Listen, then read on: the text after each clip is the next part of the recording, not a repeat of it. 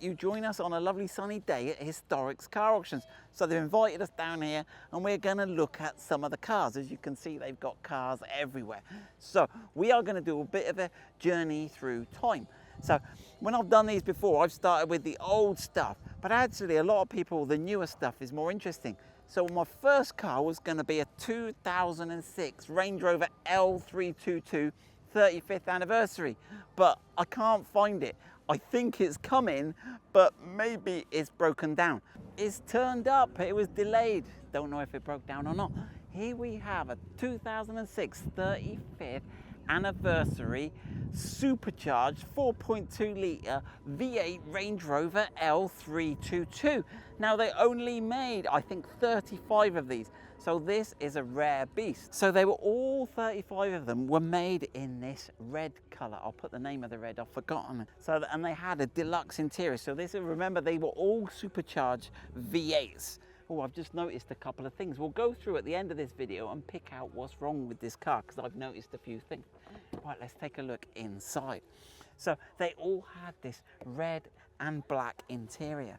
Okay, right, and it's got the 35th anniversary sill steps. So these would only be available on the 35th anniversary model. It's got two-tone, this black and deep red steering wheel, and that's followed through. And obviously you've got the top of the range Harman Kardon stereo. You've got your walnut wood interior throughout. So this was top. Now apparently, yeah, this has still got its original venture cam. I'll show you over the other side.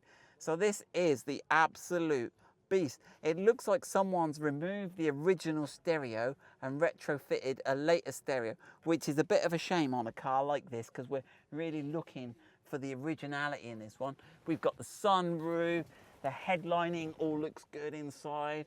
Got that, yeah. And apparently they had lamb's wool rugs in them. I'm not sure this one's still got its lamb's wool rugs. Let's have a look in the back. Oh, these cars were fitted, I believe, with the entertainment system in the back. I'm not sure if these are original ones or not. It's got the 35th anniversary on the rear, and you obviously got the red and black interior. I don't think these are the original mats. They look the wrong color, I don't think. And obviously the vehicle's showing some signs of wear. This foundry finish was terrible. It flaked off on the rear console here. But certainly these Range Rover L322s now are being recognised as perhaps one of the best Range Rovers. They were designed by BMW and they really are a very capable. Obviously Jeremy Clarkson's still driving round in his. The vehicle probably should have some headphones. I think this is the infrared transmitter for the rear headphones in the back. But let's take a look in the boot. Being the supercharged, it had the clear rear lights, so that's all correct. It's got a tow bar fitted. Everything else has got the 35th anniversary rear badge. Let's take a look. The tailgate, which these can suffer from rust, it's starting a little bit, but it's pretty good. There you go. Got the rear. There you go. And that looks all pretty good. Got the spare wheel under here. And again, if you're looking at originality and completeness, it's missing its jack, it's missing the rubber straps at the back, it's missing all the tools. Looking in the back, it's got some Phoenix Gold amplifier, which I think would be more at home in a Corsa. It doesn't look like the original Harman Kardon, and there's a load of cabling down there. So I think someone a bit gangster, look at the cabling for the speakers. I think someone's made this a little bit of boom, boom, shake the room, if you know what I'm saying. So let's pick some holes in this car. I've already found some things. It doesn't look totally original. Nothing that couldn't be rectified, but you'd want to get the original stereo system back in. It's also had some accessories. Now I have to be careful here because I think I probably sold these. So it's got accessory door handle covers on it. The paintwork's starting to flake. You can see the lacquers peeling off here. It's got accessory mirror covers on it. The side steps look like they're starting to corrode. You can see this coming away here. So this car, to bring it up to standard, it's got non-matching side repeaters. This doesn't match the one on the other side. This isn't original. This is a later LED side repeater. The headlights, the lenses, but we now sell these lenses. These lenses have faded. It would look a lot better with some new lenses fitted. It's got some scratching across the front here, and that scratch goes all the way across this number plate. Actually, that is, it's got an Irish number plate on it. Comes all the way and goes all the way across here. That was a pretty savage gouge. It's actually, this is our sticker here. But if you look underneath, it's supercharged badge over a Land Rover badge. I'd perhaps remove that. And this chrome grille here is actually an accessory we used to sell back in the day. This car is for sale with no reserve, and it's a tricky one to value because it's not totally original. It's gonna need some work to get it back to collector's condition. There's one actual feature I think, play along at home, I think it's gonna go between 5 and 10 grand. But there's one other thing I wanted to show you. Check out this little bonus feature that was on some of these top of the range, because this originated from a Vogue SE, the top spec. Look, here, you got this. Pull this out, and this is a wireless camera. And what you could do is you could put that on the back of your trailer or your caravan, and the image from this camera would appear on your screen. A Land Rover Venture Cam. These are getting rare now. We'll leave that one there, and let's go back and in time and look at another interesting vehicle. Right, it's a convertible. It seats 11. It's 4x4. It's also a pickup truck. Does such a car exist? Let's go and have a look. What is this vehicle? Well, it is this vehicle. It's a Land Rover Defender 110 11-seater pickup truck. So look, we've got 1, 2, 3, 4, 5, 6, 7, 8 seats in the back. Look, it's convertible. We've got this hood, this tilt on the top. Right, and as we look round the front, you can see, obviously it's a 4x4. We got the spare wheel mounted on the bonnet. So we'll have a look at some details on this car. It's for sale with no reserve. Lot number 285, no reserve. It could go for £1. What do we think? But seriously, it is an 11-seater. It is convertible. It is a robust. Obviously, this one needs some work. We got scabby paint. We've got the window rubbers all gone. We'll have a little peek underneath. Lucky it's not raining or we'd be getting wet. So it's got a bit of surface rust on the chassis, but generally it's not too bad. Let's have a look on the interior. This has got the 200 TDI diesel engine in. It's one of the first of the Defenders when it stopped being series. It seems okay. It seems pretty original. We've got 126,000 miles. Oh, either I've just wet myself, or it's got a little, oh look, I think it could be the leaking roof, Rahan. I think someone's gonna need a bit, what is this even made out of? And it's like, I don't know. So I think it would probably be better with a hard top.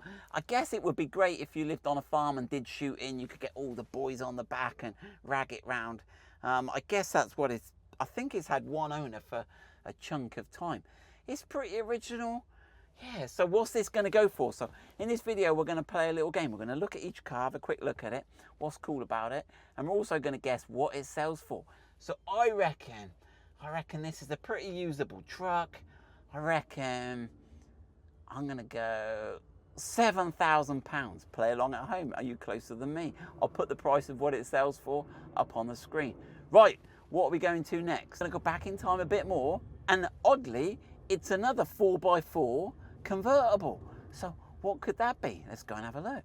So this is a Tuscan blue Range Rover Classic convertible. Now, so what do we think of this car? Zoom back around, let everyone have a look. So it's actually not got a foldable tilt. So it hasn't got, it doesn't, I'll put a picture of the wooden picket one.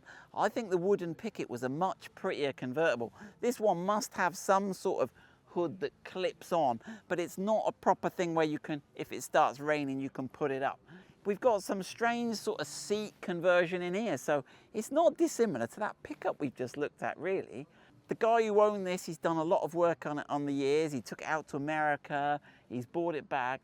I mean, it is a clean and tidy Range Rover Classic. Let's jump inside. It's a nice place to be. The seats are lush, this carpeting's nice. It is a nice place to be. How many miles is it showing? It's showing 63,000 miles. We've got the V8 engine, so this thing's going to go along all right. Now, they think it was converted by a company called SVC Conversions back in the day. But what's it worth? We'll have a look more around it. But as a as a sort of butchered vehicle, does it make it worth more because it's a period conversion, or does it make it worth less? I think if I owned it, I'd turn it into a pickup. I'd put the front half of the roof back on and the back. But the guide price on this is pretty steep. But let's have a look. Obviously, you've got four-wheel drive, you've got your four-speed gearbox, you've got your high-low ratio, it's right-hand drive. Let's pop the bonnet and have a look at the engine. Let's have a look under the bonnet. Now, we know this car spent some time in America, which is probably why it's got some interstate batteries in it. But the engine, beautiful 3.5 litre V8 engine. All looking pretty lush. We've also found the hood, look.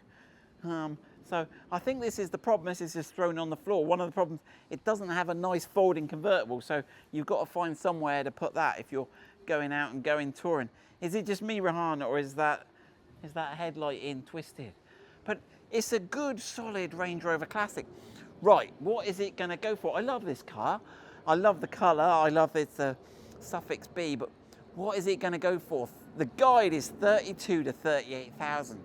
Now, we were just at Bonham's car auction the other day, and that late LSE autobiography Range Rover Classic didn't sell for the reserve at 40,000. I think this is a tricky one to price because I don't reckon it's going to make the 32. I don't reckon it's going to make the 32. Let's see what it does on the day. You just need two people on the day who want a convertible four-wheel drive, and you're into the money. Right. Let's stick the same year, but let's go something completely different. Let's go something way more exotic. This caught my eye in the catalogue, something different. We don't want to do all Land Rovers. This I just thought was really pretty. I just thought it was really nice. So obviously it's a Lancia. So this is a Lancia Fulvia.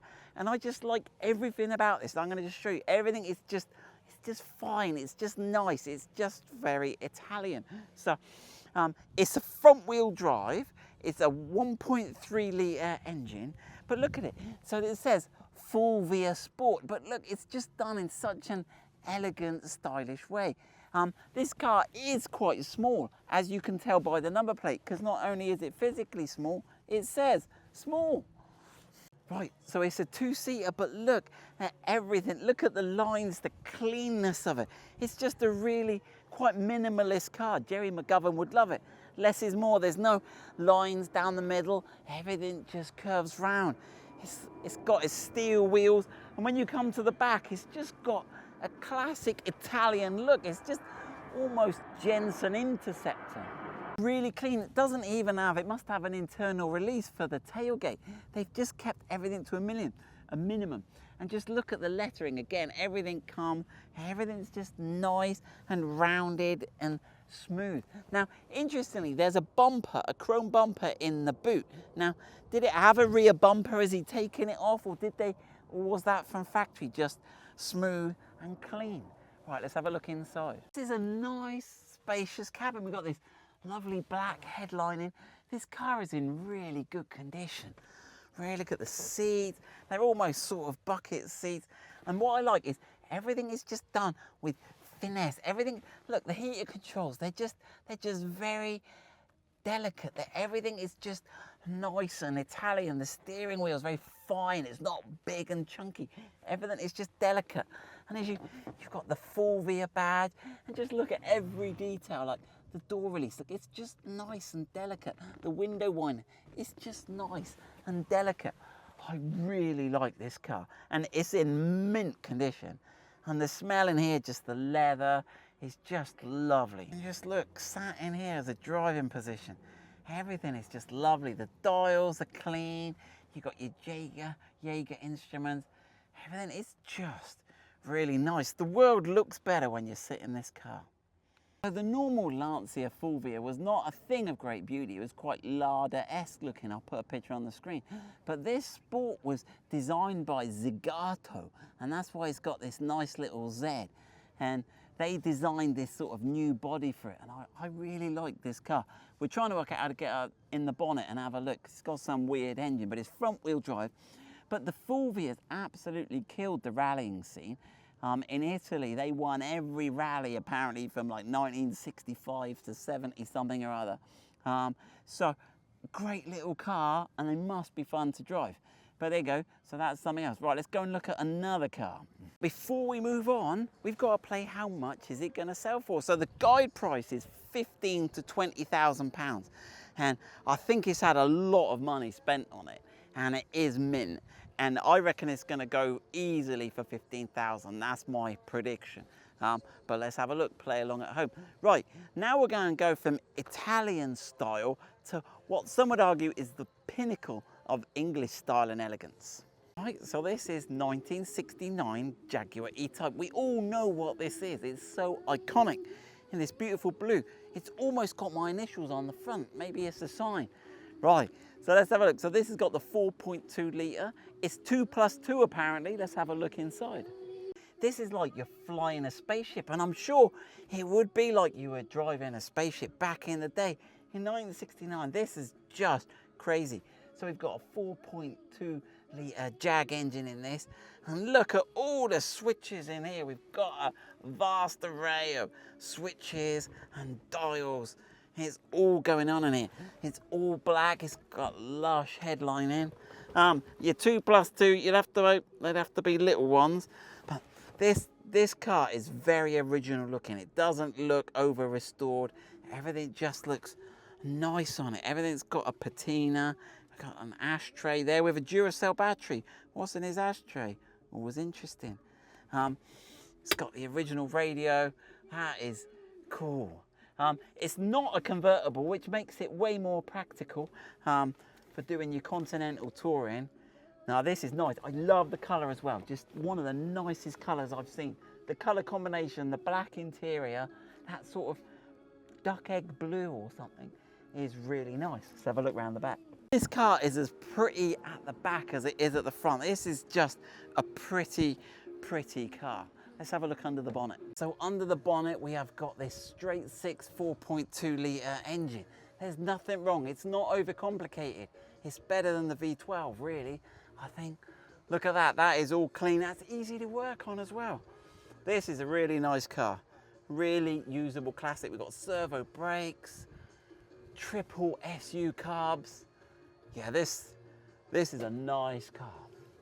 This has got a guide price of £28,000 to £32,000, and I reckon that's cheap. If you bought a wrecked one and restored it. Now, I'm not an expert on E-types and I think there's some snobbery if it's a Series 1 or 2 convertible or whatever, because some of them seem to go for a lot of money.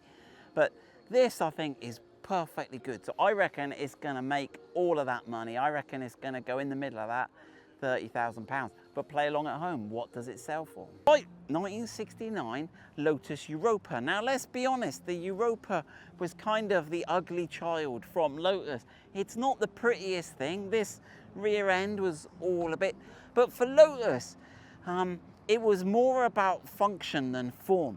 So he said his rule was simplify it, then make it lighter. So this is a lightweight sports car. Look how low it is. It is ridiculously low.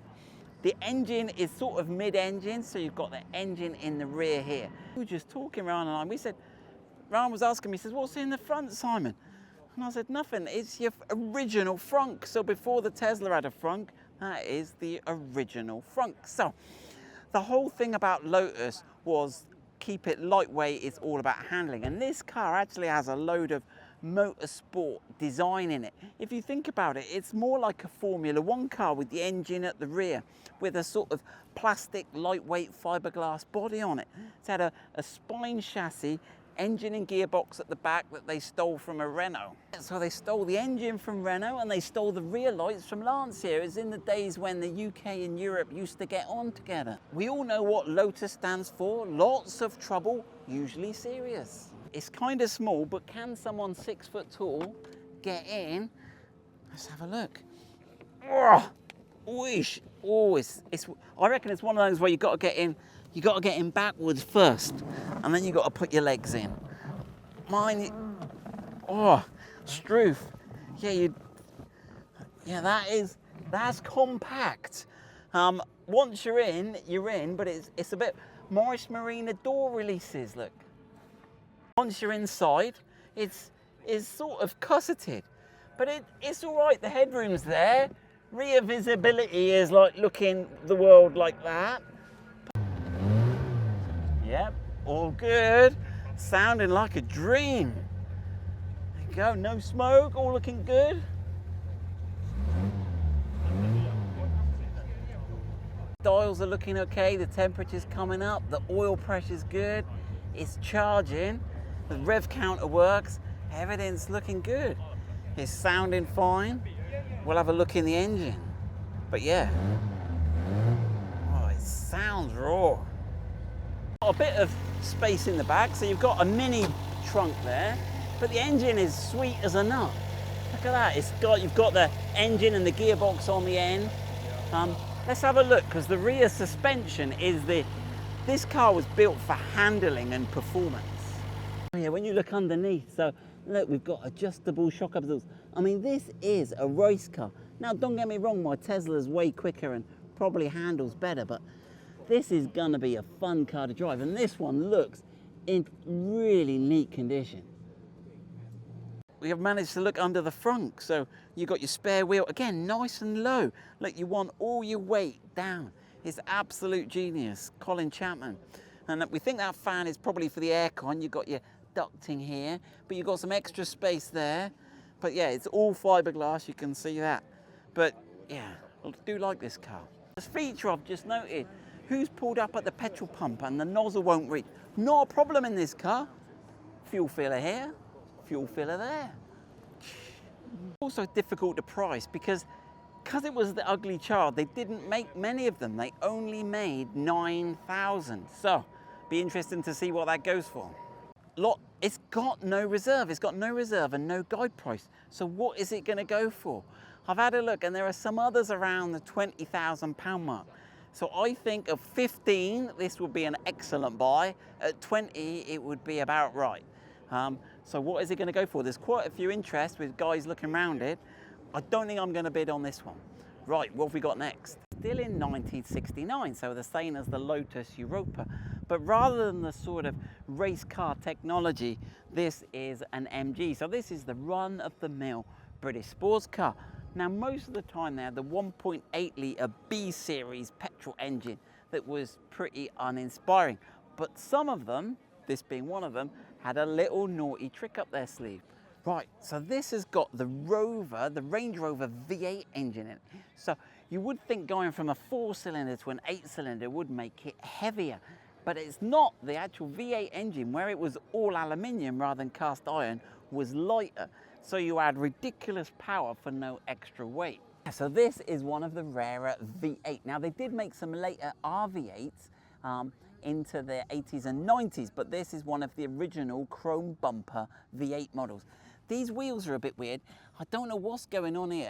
Is this an adapter to adapt from wire wheels to... It seems a complicated way of doing it. I'm not sure about that. If anyone knows, let me know what that's all about. This car's an older restoration. It's for sale with no reserve. You can see there's some slight wear, but it's clearly an older restored car, but it presents well. It's got the luggage rack. There you go, you've got room in there. It's got a bonnet stay. It's got... There you go, you've got what looks like a tonneau cover, spare wheels in the back. In fact, can we look at the spare wheel and see how that technology works? So I've just had a look at the spare wheel and it's got a spare wire wheel. So those adapters must convert from a wire wheel splined hub to get bolt on, which seems complicated. I do like the little zippy, that's a nice little touch, isn't it? So there we go, so it's a V8, so we've got 3.9 litres, goodness knows how many brake horsepower, and I'm not quite sure about the handling, because unlike the Lotus that we looked at, that's got its tricky suspension, this has got a pretty basic suspension setup. We've got rev counter, we've got fuel and pressure gauges, we've got everything. Now I don't know if it's got an overdrive, but with the V8 engine, it'll have a higher ratio diff, so it should cruise at speed no problem at all. We've got the manual fold-up hood. Rahan was saying, it's the hood, not power. No, we didn't have power hoods back in the day, Rahan. Right, let's have a look around. So this has got to be one of the most desirable MGBs. It's chrome bumper, it's V8. Let's have a look at the engine. They've got the guide price as 14 to 18,000, and I don't think that's far off the mark. And bear in mind, this one has been upgraded. It has got the 3.9 litre V8 engine, and that is all looking pretty mint in there. That all looks pretty good. I reckon it's gonna make that money. I reckon it's gonna be around 15,000, but play along at home. Tell us what you think. V8, how cool is that? What is it gonna sell for? So this is a 1968 Mini Moke. Now, this is quite an interesting car because they originally thought they would take the Mini. So this has got the Mini, old school Mini, front and rear subframes, engine, and put a different body on it. And they thought they would make it for the military, but when they made it, they then realized that the wheels are so tiny and the ground clearance is so low, it had very little military use. But they found popularity in beach resorts. They were popular in Australia and Portugal. They actually made them up until the early 90s in Portugal, but they're really cool.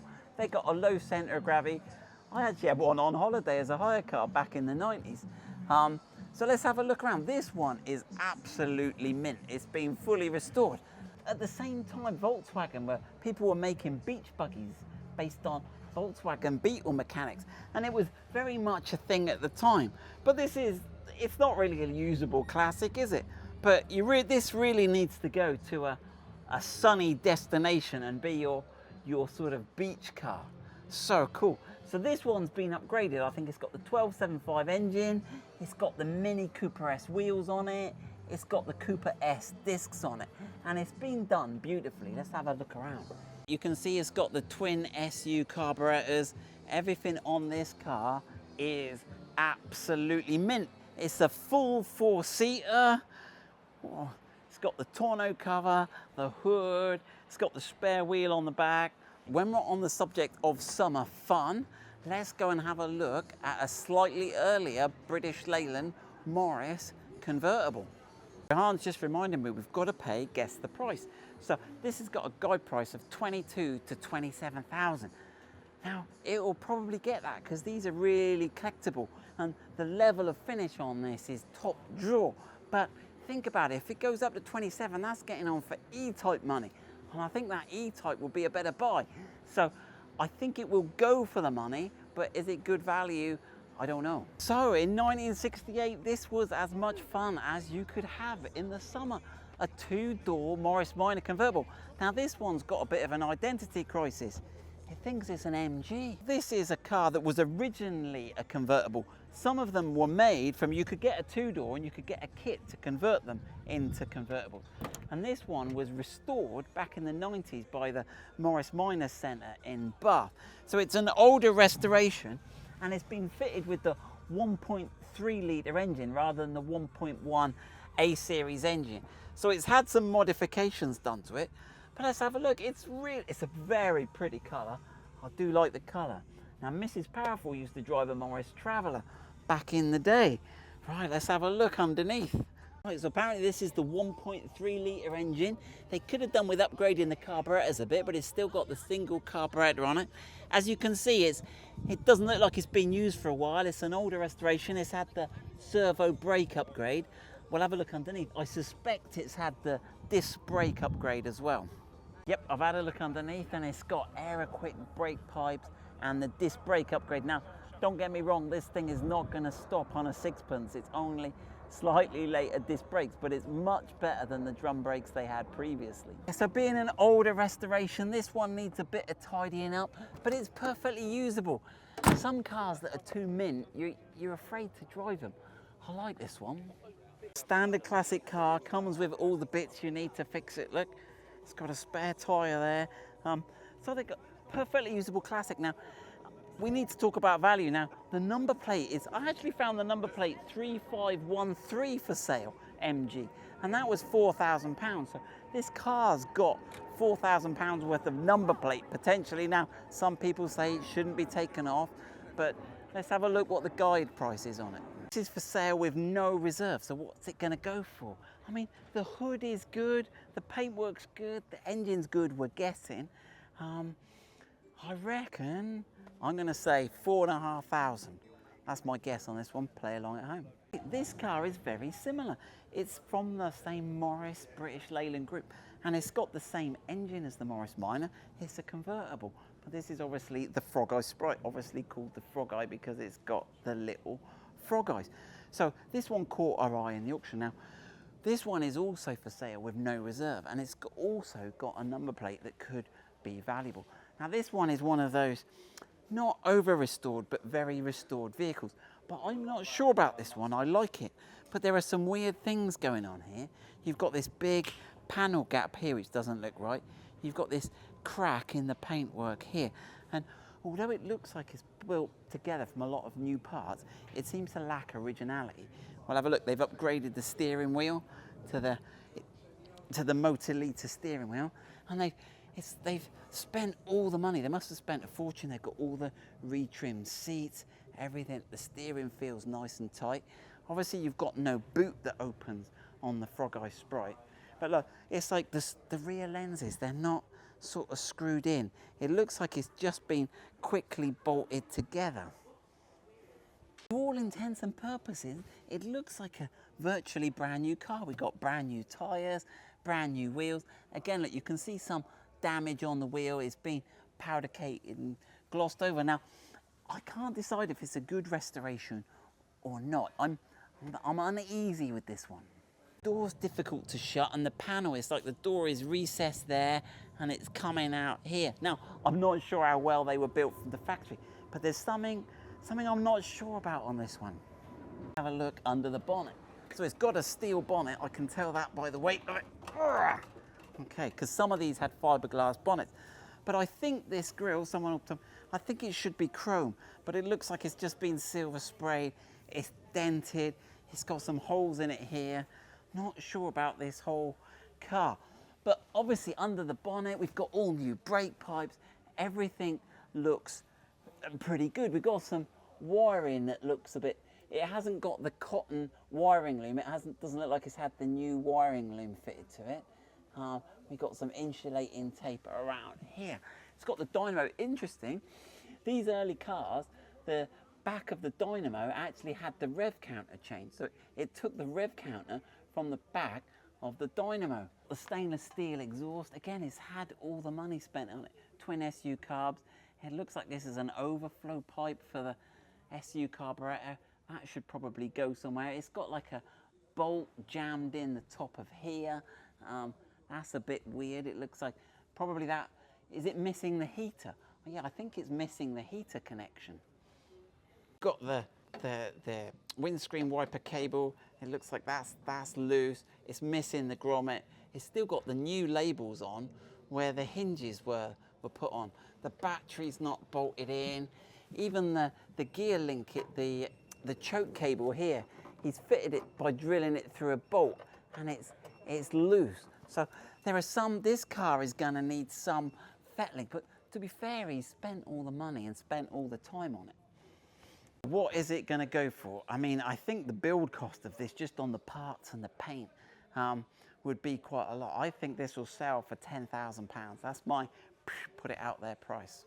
Right, we've saved the best to last. So we're back in 1950 now, and this is a super early Land Rover Series 1. So, all right, let's get a bit nerdy. So I'm not a Series 1 expert, but I'd like to be. But you can see there, you've got the headlights behind the grille. So these are the old, I think they call them Butler's headlights. So that's already a sign that it's an early one, because obviously they then came out the grille and the later ones had them here. But where are the indicators and side lights? Well, the side lights, I don't know if they're much use all the way back here, but that is the side lights. And apparently they have semaphore indicators somewhere. Where they come from, I've got no idea. So let's have a look around this Series 1. Let's talk about it. Let's talk about would you like it, and let's talk about how this is restored, because this one is really very well restored. It's clearly had what you call a nut and bolt restoration. But there's very little patina. Now, we did notice there is some patina on things like the bonnet catches, and these Series 1s now seem to be going for a lot more money when they've got the patina. They want to all be fixed up. They don't want to be a complete jalopy. But let's have a look. But whoever's restored this has done it to a very high standard. You've got the correct cotton insulated wiring loom. You've got the correct fittings on the spark plugs. So this is a beautiful, beautiful piece of restoration, but it does lack patina. Because I just cut some of those bolts off. Look, they're a bit savage long. I don't like it when people leave the bolts longer than they need to be. Right. Apparently this has got some tricky front locking hubs or something. But look, everything on this car has been beautifully restored. Everything is new. It has got new brake pipes. Everything is done. New exhaust. Apparently the doors, the galvanizing has all been re-galvanized. So it's quite fun to get in there. So this is their idea of security. Look, you have to get in there, rummage around to find the original door handle. Now, obviously we all know where the Series 1 Land Rover came from. Land Rover, let's be honest, they copied the Willys Jeep. In the war, everyone had racked around in Willys Jeeps and said, they're really good fun, they're really useful. And so after the war, Maurice Wilks designed this Land Rover Series 1 and said it'd be a good utility vehicle. And apparently the story is they didn't make it out of steel because steel was short, but they used some aluminium type material that they had left over from aeroplanes. So again, you can see everything is new in here. Everything is, I mean, I feel bad even sitting in here. Everything is absolutely pristine. Now, is this a car you should keep in your family for the next 20 years and add your own patina to it? But it is absolutely a gem of a very early series Land Rover. Now, right, okay, let's be clear. This is done with craftsmanship to a standard that I could never achieve. But I can still be picky. But look, see, they've cut these bolts off, but there's a sharp edge on there. That's fierce. Again, I'd just like to see a file put over those bits. I'm happy they're cut off, but let's get it in. What a super, super piece of, right. So, well, let's have a look around a bit more. It's so nice. Everything is new. The new canvas tilt on the back. Then you've got the spare wheel. Everything is absolutely mint on this car. Yeah, right. So I think this is probably not as valuable as a car with its natural patina, where it shows all its dents and where it's been polished and cleaned, it's rubbed through the paint. So it'll be interesting to see what this car sells for. So let's have a look what the guide price is. Right, guide price 18 to 24. Now, I would be disappointed if this didn't sell for 18. I might even talk with Mrs. Powerful, could I put a low bid on this just in case it doesn't sell. I think it would be great to have a Series 1 in our collection. Yeah. Right, that is the end of this video. I hope you enjoyed it. Play along at home. What do they go for? Obviously, I'll put this up after the auction so we can put the prices up on there. Buying at auction is fun and tricky, but you've got to, if I buy this, I've got to come and collect it either on Saturday or Sunday. So if you're busy and you don't know how cars are going to drive and stuff, so buying cars at auction, is it a good deal? Do people get carried away? Let's see what the prices go for.